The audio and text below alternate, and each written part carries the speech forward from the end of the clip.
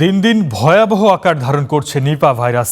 এতে আক্রান্ত মৃত্যুর হারে বিশ্বের প্রথম স্থানে বাংলাদেশ।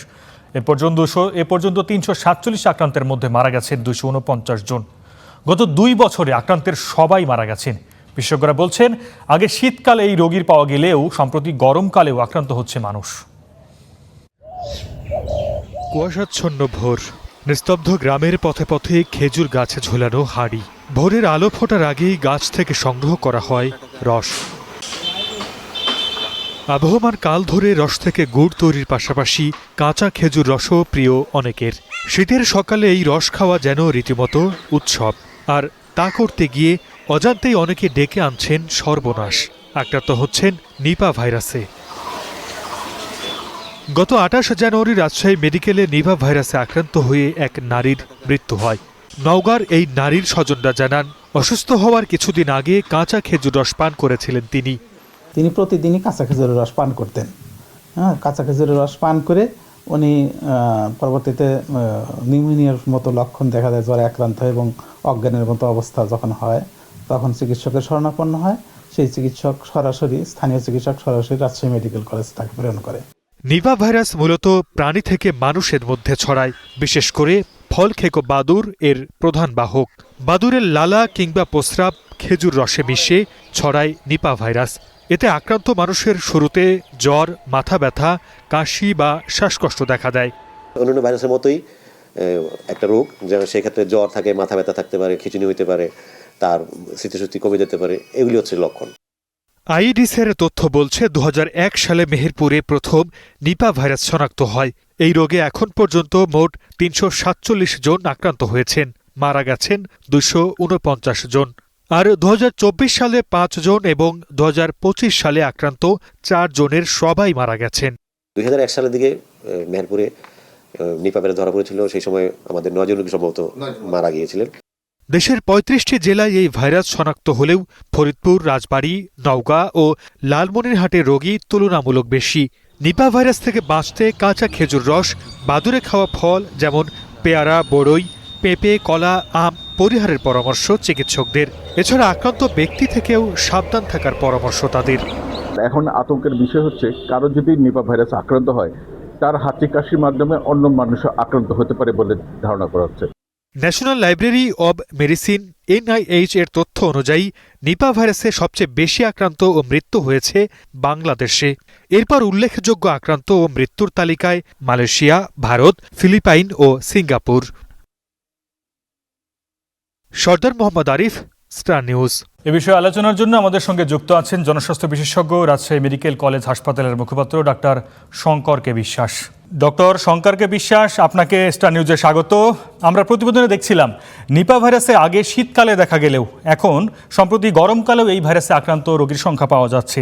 বিষয়টি কতটা উদ্বেগের মনে করছেন আপনি? ধন্যবাদ আপনাকে। দেখুন, যেমনটি প্রতিবেদনে বললেন, আসলে সাম্প্রতিক সময়ে কিন্তু গরমকালেও এই ভাইরাসের প্রকোপটা আমরা লক্ষ্য করছি। এর কয়েকটি কারণ রয়েছে। প্রথমত, এই ভাইরাসটি যে কারণে ছড়াচ্ছে, যেটা হলো টেরোপাস বা ফ্রুট ব্যাট আমরা বলছি, যে ফল খেকো বাদুড়। এই বাদুড়টা শুধুমাত্র যে এই খেজুরের রসই পান করবে বিষয়টা কিন্তু এরকম নয়। এর বাইরেও কিন্তু এই বাদুড়টা অনেক ফল বা অন্য খাবারের সন্ধানে থাকছে এবং তার থেকে এটি ছড়াতে পারে। পাশাপাশি আমাদের এই নিপা ভাইরাসটি কিন্তু অতিমাত্রায় সংক্রামক একটি রোগ। এই নিপা ভাইরাস সংক্রমণটা যদি কোনো ব্যক্তির হয়ে থাকে, তার থেকে তার আশপাশের লোকজনের মধ্যে ছড়ানোর একটা প্রবণতা থেকে যায়, যেটাকে আমরা বলছি স্পোরোডিক কেস। এই কেসগুলো কিন্তু শীতের শেষে বা গরমকালেও আসতে পারে।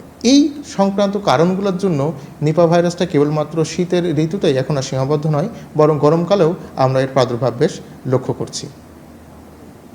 ডাক্তার বিশ্বাস, আমরা প্রতিবেদনও দেখছিলাম এই নিপা ভাইরাসে আক্রান্ত, মানে এই যে আপনি বললেন অন্য ফল, বড়ই, তারপরে হচ্ছে পেয়ারা, এগুলো এর বাইরে অন্য কোনো পাখির ফল খাওয়ার ক্ষেত্রে যে আমাদের সতর্কতা, এই নিপা ভাইরাসের জন্য আমাদের বাড়তি কি সতর্কতা নেওয়া যেতে পারে?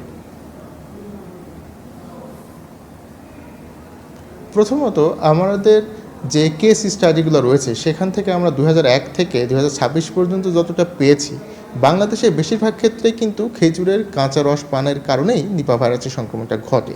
এর বাইরে যেটি প্রতিবেদনে আসলে আপনিও বলছেন, আধোয়া যে কোনো ফল, বিশেষ করে বড়ই বা পেয়ারা বা আমাদের বাসাবাড়ির আশপাশে গ্রাম অঞ্চলে যে ফলগুলো আমরা বেশি চাষ করে থাকি, এই ফলগুলো খাওয়ার ক্ষেত্রে আমাদের সতর্ক থাকতে হবে।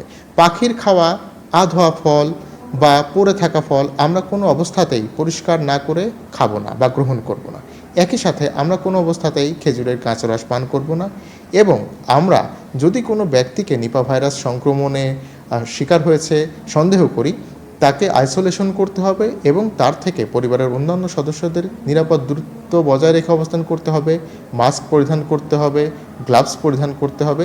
সর্বোপরি তার থেকে আমাদেরকে দূরে রেখে স্বাস্থ্যবিধি মেনে চলতে হবে। নিপা ভাইরাসের নির্দিষ্ট কোনো ওষুধ বা ভ্যাকসিন আছে কিনা আপনি কি জানাবেন আমাদের? নিপা ভাইরাসের এখন পর্যন্ত কোনো নির্দিষ্ট ঔষধ বা ভ্যাকসিনের আবিষ্কারের কোনো তথ্য নেই। নিপা যেহেতু একটি ভাইরাসজনিত রোগ, এটি অ্যান্টিভাইরাল কোনো ওষুধও নেই।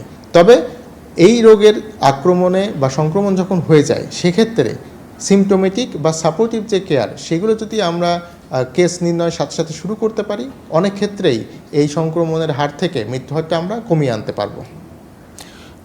আমরা একটু জানছিলাম যে নিপা ভাইরাসে যে বাহক বাদুড়, এই বাদুড়ের শরীর থেকে আরও বেশ কিছু ভাইরাস পাওয়া যায়, মানে সেও এই অন্য আরও 4-5টা ভাইরাসের বাহক।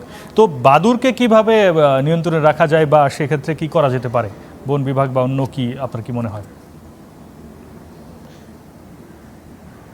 দেখুন, বাদুড় তো আসলে নিয়ন্ত্রণ করা সম্ভব নয়, তবে যেটি করা সম্ভব হতে পারে, আমরা যে ধরনের খাবারের সাথে এটি সম্পর্কিত, যেহেতু এটি ফ্রুট ব্যাগ, খেজুরের রস বা বরই বা কুল বা পেয়ারা এই ধরনের ফলের সাথে এটি বেশি সম্পর্কিত।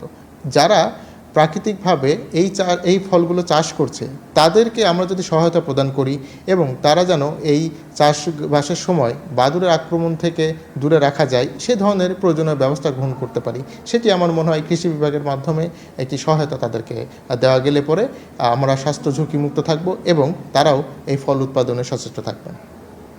ডাক্তার বিশ্বাস।